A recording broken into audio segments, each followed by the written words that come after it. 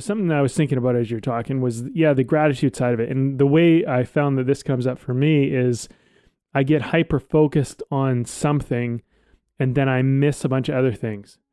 And so, this can be, I don't know, like, for example, you have 10 great things going on in your life and one thing that you wish you had that isn't working. And then you get hyper focused on that one thing and forget about the other 10 that are like great things that are going on in your life.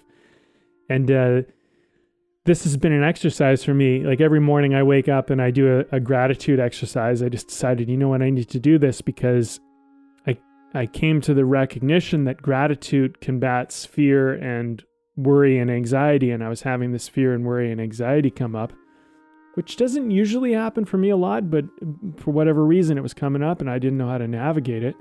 And then I was told, or at least I came across some information that was like, gratitude is will counter. You can't really be grateful and scared at the same time, which is also, you won't be anxious and you won't be worried because those are all just byproducts of fear.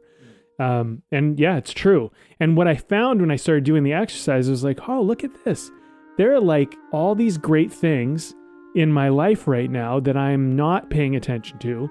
And there's like this one thing or maybe a couple things that I'm all worked up, fearful, worried, anxious about.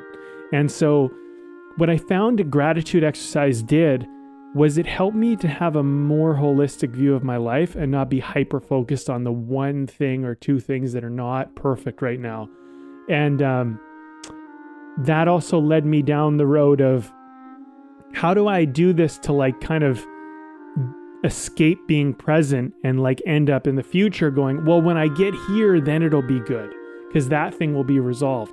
But it's like, that's assuming that these other 10 things, whatever, it's probably more, but these other 10 things are still in place. Because if you removed one of those, then I would just worry about that. So it's this kind of whack-a-mole game to some degree where you can get caught always trying to put out a fire, solve a problem, and you're just always scared and worried and whatever.